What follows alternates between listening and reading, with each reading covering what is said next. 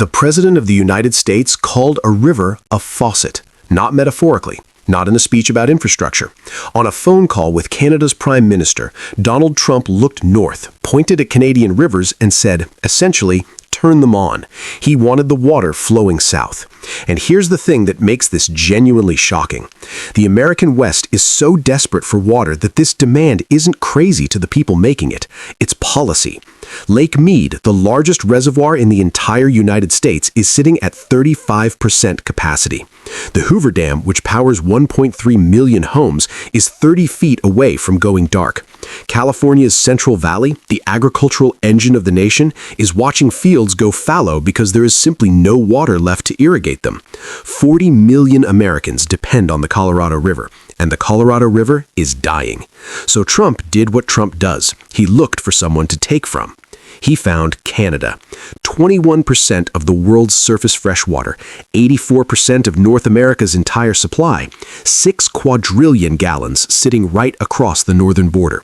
And Canada's new Prime Minister, Mark Carney, walked onto a stage in Davos in front of the global economic elite and said 3 words that sent a shockwave through Washington. Water is not negotiable. Today, we are going to show you exactly why Trump wants it, why Canada won't give it, and why the answer to that standoff will reshape North American power for decades to come. To understand this conflict, you need to understand 2 Americas existing at the same time. There is the American West, running dry, literally. The Colorado River Compact, the legal agreement that divides water among 7 states, was written in the 1920s based on flow estimates that no longer exist. The river today cannot legally meet its own obligations. Farmers are walking away from land their families have worked for generations. Cities are implementing permanent restrictions. This isn't a drought, this is a structural collapse. And then, 1,500 miles northeast, there are the Great Lakes. Lake Superior, Lake Michigan, Lake Huron, Lake Erie, Lake Ontario. 5 lakes, 21% of all the fresh surface water on the planet. And the economies built around them are staggering. $6 trillion in annual economic output.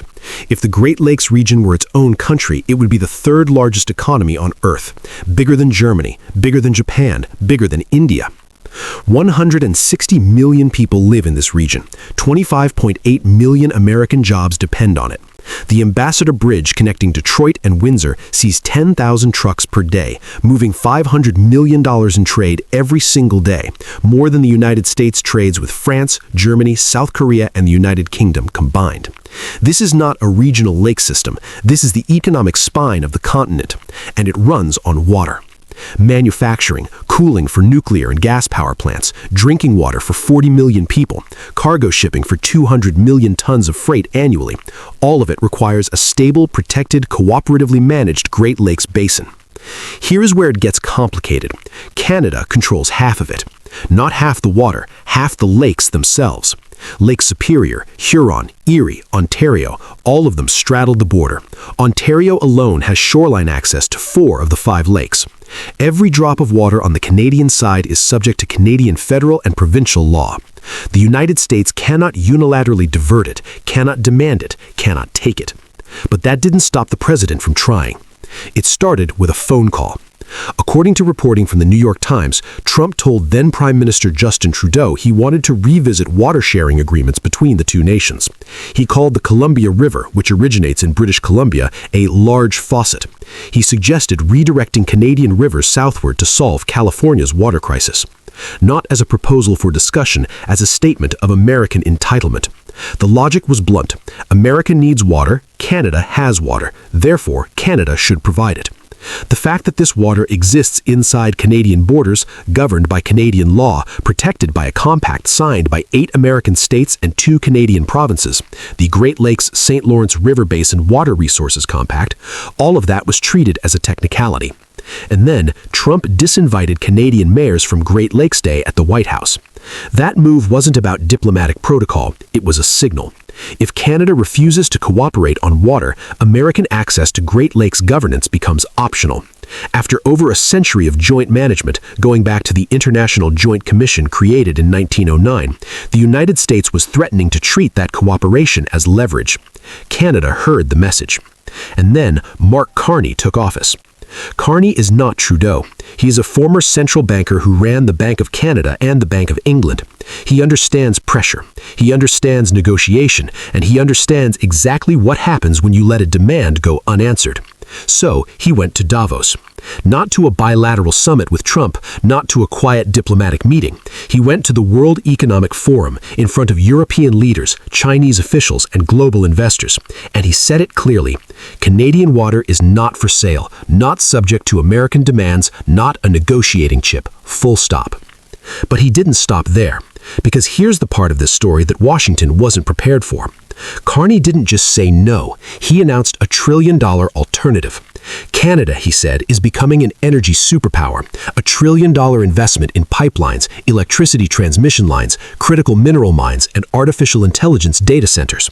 All of it built in Canada, all of it powered by Canadian energy, all of it cooled and processed with Canadian water. Think about what that means. AI data centers consume enormous amounts of water for cooling systems. Carney is building them in Canada.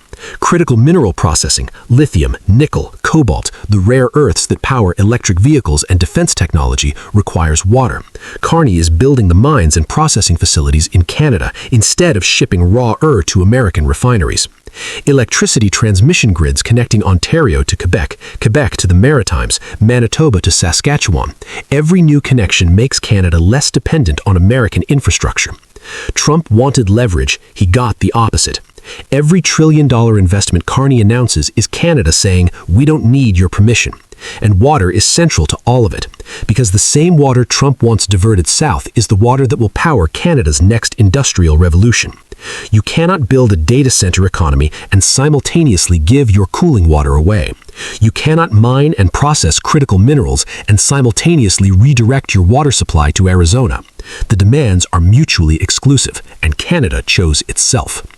But here's what makes Trump's position even more strategically reckless, and this is the part that Great Lakes governors are quietly furious about.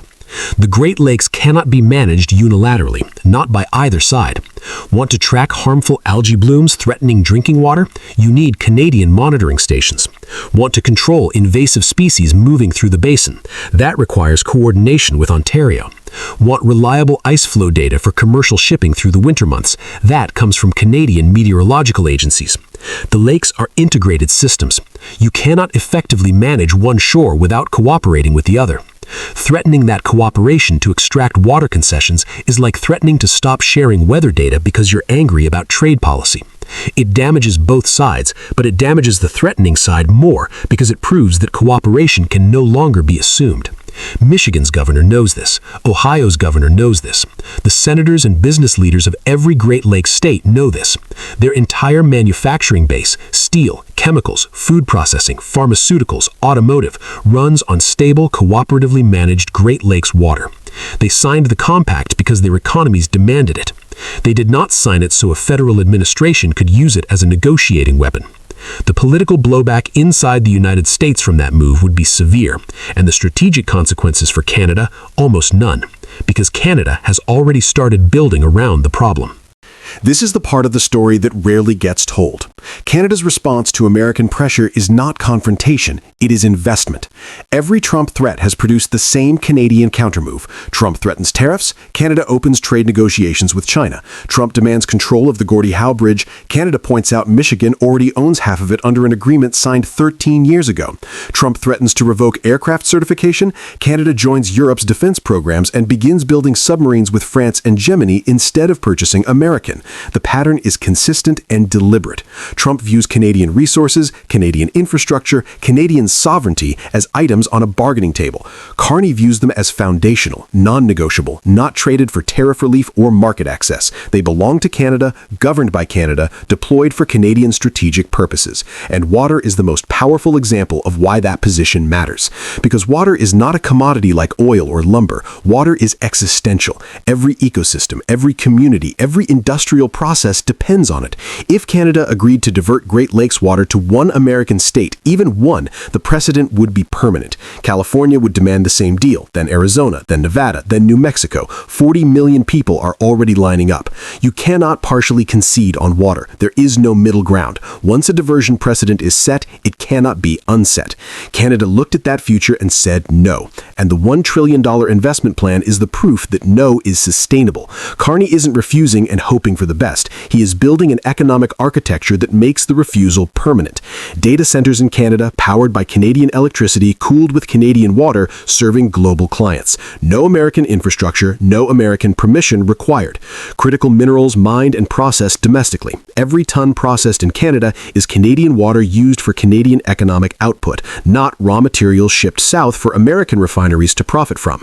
Electricity grids that connect Canadian provinces to each other, reducing the need to route power through American systems. Every new interprovincial connection is a degree of independence that cannot be sanctioned away. Pipelines moving Canadian oil and gas not to American refineries, but to Canadian export terminals where it can reach European and Asian markets at global prices without being dependent on American goodwill. This is the shift that Washington cannot fully accept, because the American political imagination has operated for decades on a quiet assumption that Canadian resources are effectively North American resources, managed jointly but ultimately available to the more powerful partner when needed. Carney is dismantling that assumption, methodically, expensively, permanently. Trump's water demands failed before they started, not because Canada launched a diplomatic offensive, not because international law blocked them, but because Canada made them irrelevant. $1 trillion in domestic investment turns Canadian water into Canadian economic output, and that output cannot be seized, sanctioned, or pressured away. The Great Lakes will remain shared. The water will stay in the basin. The 1909 Joint Commission will continue. The compact will hold, but the relationship has changed permanently. Canada is no longer the cooperative northern neighbor that can be pressured into concessions. Canada is an energy superpower under construction, building pipelines, mines, data centers, and transmission grids that answer to Ottawa, not Washington. Trump wanted a faucet. What he got was a mirror, reflecting back the limits of American leverage over a sovereign nation that finally decided to act like one. The Great Lakes are not for sale. Canadian water is not a negotiating chip, and Mark Carney just spent $1 trillion making sure that statement is not a bluff, it's an infrastructure plan.